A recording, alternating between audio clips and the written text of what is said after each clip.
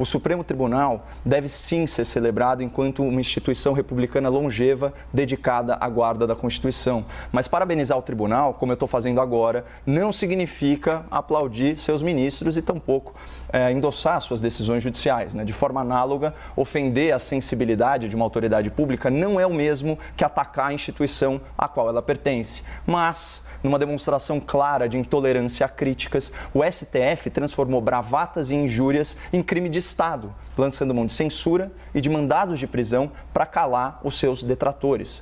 Acontece que os ministros não são o tribunal, eles apenas estão no tribunal. E alguns deles, como jabutis numa árvore, chegaram lá confirmando aquela máxima muito espirituosa atribuída a Margaret Thatcher. A democracia não é um sistema feito para garantir que os melhores sejam escolhidos, mas para impedir que os piores fiquem lá para sempre. O problema é que no caso do STF, os piores podem ficar lá por muito tempo. O senhor Gilmar Mendes, por exemplo, só terá sua aposentadoria compulsória em 2030. E fica aqui uma ressalva. Como o ministro Gilmar se tornou uma referência nacional e mundial na soltura de corruptos condenados, eu confesso que meu juízo sobre ele não é dos melhores. Por isso, no intuito de oferecer um outro ponto de vista ao espectador, eu recorro à opinião dos pares e destaco falas do ministro Luiz Roberto Barroso dirigidas diretamente ao ministro Gilmar Mendes na sessão plenária de 21 de março de 2018. Peço licença para uma interpretação. Você, Gilmar Mendes, é uma pessoa horrível, uma mistura do mal com atraso e pitadas de psicopatia. Vossa Excelência não consegue articular um argumento. A vida para Vossa Excelência é ofender as pessoas, é bilis, ódio, mau sentimento. Vossa Excelência, Gilmar Mendes, nos envergonha. Vossa Excelência é uma desonra para o tribunal. Um temperamento agressivo, grosseiro, rude, não tem ideia, não tem patriotismo, está sempre atrás de algum interesse que não o da justiça. Lembrando que as opiniões emitidas pelo ministro Barroso não refletem necessariamente a posição da CNN nem a minha.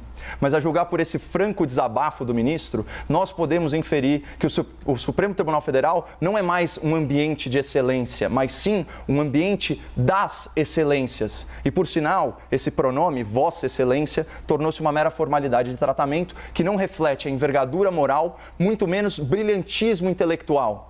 Quais as obras jurídicas de relevo produzidas pelo senhor Cássio Nunes?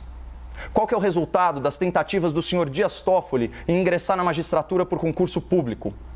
Onde que está a exigência constitucional do tal notável saber jurídico? Teve o mesmo destino que a expressão Vossa Excelência. Virou uma questão protocolar, num colegiado que está desmoralizado. O desprestígio do STF é tão evidente que um desses advogados criminais, fanfarrões e milionários, se sentiu à vontade para ir ao tribunal vestindo bermuda e camiseta. E ainda fez pose ao ser fotografado. Então, pelo menos agora a gente sabe que se o STF fizesse uma festa de 130 anos, o traje seria informal completo e de preferência calçando chinelos ou sandálias. O atual presidente do tribunal, o ministro Luiz Fux, ele publicou uma nota sobre o aniversário da corte, afirmando que o tribunal é um vetor positivo de segurança jurídica e de proteção das liberdades humanas e garantias fundamentais. De que tribunal o senhor está falando, ministro? Segurança jurídica? Desde 2009, o STF mudou 3 vezes de opinião sobre a prisão após julgamento de segunda instância. E o atual entendimento só faz estimular a impunidade.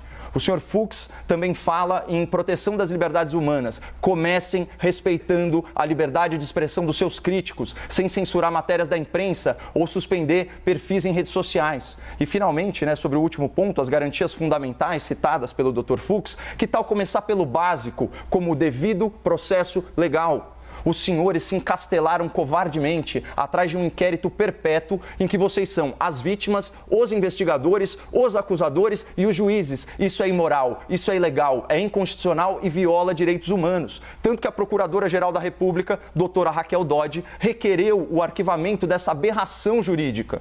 Eu louvo o esforço vão do presidente Fux em zelar pela imagem da sua corte, mas o conteúdo de certas decisões judiciais dos seus colegas, sempre em benefício da bandidagem engravatada, fazem a população ecoar aquele desencanto manifestado por Rui Barbosa, esse sim, um grande jurista e defensor do Supremo Tribunal Federal. Leio para vocês: de tanto ver triunfar as nulidades, de tanto ver prosperar a desonra, de tanto ver crescer a injustiça, de tanto ver agigantarem-se os poderes nas mãos dos maus, o homem chega a desanimar-se da virtude, a rir-se da honra e a ter vergonha de ser honesto.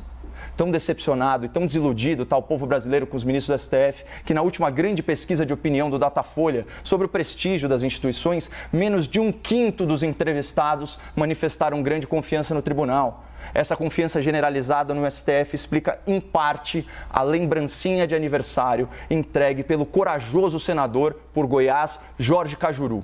O senhor Cajuru protocolou um fundamentado pedido de impeachment em desfavor do ministro Alexandre de Moraes. A petição, que é apoiada em jurisprudência do próprio STF, denuncia o senhor Alexandre pela prática de crimes de responsabilidade tipificados na Lei Federal 1079, artigo 6º, incisos 2 e 3, que eu leio para o espectador. São crimes de responsabilidade usar de violência ou ameaça contra algum representante para afastá-lo da Câmara a que pertença ou para coagi-lo no modo de exercer o seu mandato. E também é crime de responsabilidade violar as imunidades asseguradas aos membros do Congresso Nacional. Então, com perdão do trocadilho, é flagrante que a prisão ilegal de um parlamentar por crime de opinião, seguida da censura, das suas contas nas redes sociais, se enquadra à perfeição nessas hipóteses legais. E por mais injurioso, por mais difamatório que seja o discurso de um político, por mais que ele mereça sim ser punido pela sua quebra de decoro, nada justifica o atropelo da Constituição, muito menos por um ministro do Supremo Tribunal Federal. Mas, como eu disse, o pedido de impeachment assinado pelo senhor Cajuru é só uma lembrancinha. O verdadeiro presente de aniversário cabe ao novo convidado dessa festa, o senhor Rodrigo Pacheco, presidente do Senado. É exclusivamente dele a decisão de encaminhar ou não encaminhar as graves denúncias feitas contra Alexandre de Moraes. E, para nossa sorte, milagrosamente, o senador Rodrigo Pacheco não é réu no STF, o que nos dá alguma esperança de que ele cumpra o seu papel constitucional e inicie para ontem, a análise do impedimento do ministro Alexandre de Moraes. Portanto, estamos aí no aguardo desse presente de aniversário e desejamos os parabéns à instituição do Supremo Tribunal Federal, apesar de alguns dos seus integrantes.